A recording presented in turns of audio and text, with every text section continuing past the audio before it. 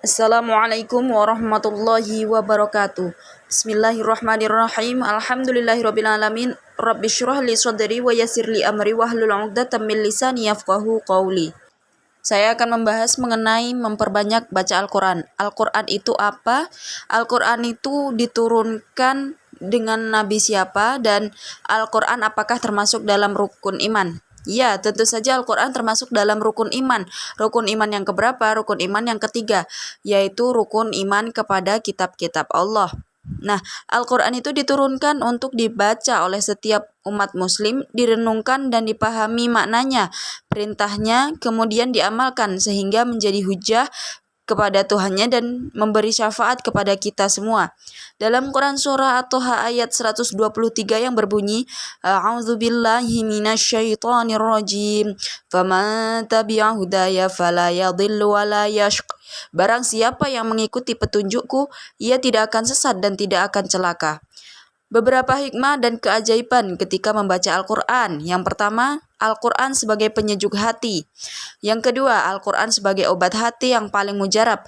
Ketika stres, banyak pikiran, dengan membaca Al-Quran, perlahan air sejuk di otak tanpa hambatan bebas mengalir, sehingga pikiran kita jauh lebih jernih.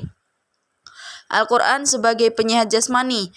Ketika kita membaca Al-Quran, maka mata kita menatap baris-baris ayat Al-Quran, saat itu pula kinerja retina kita lebih ekstra kuat dan tajam.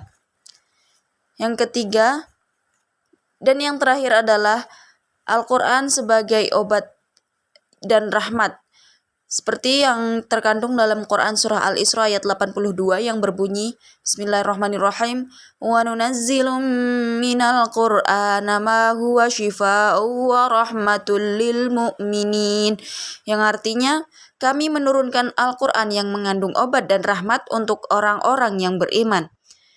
Dari keutamaan membaca Al-Quran, yang pertama, sebaik-baik manusia adalah orang yang membaca Al-Quran. Khairukum man ta'allamal Qur'ana wa 'allamahu. Hadis riwayat Bukhari. Dan yang kedua, membaca satu huruf Al-Quran mendapatkan 10 pahala. Dan yang ketiga, para penghafal Al-Quran dimuliakan oleh Allah dan dimuliakan dalam kehidupan. Jadi membaca Al-Quran itu sangatlah bermakna dan berarti dalam kehidupan sekarang. Al-Quran sebagai pedoman hidup dan petunjuk menuju jalan yang lurus dan benar yang diridhoi Allah, menuju kebahagiaan dunia dan akhirat. Marilah kita mengagungkan Al-Quran dengan cara membacanya, mengamalkan isi-isinya, dan kita mendapatkan syafaatnya. Terima kasih, semoga bermanfaat. Wassalamualaikum warahmatullahi wabarakatuh.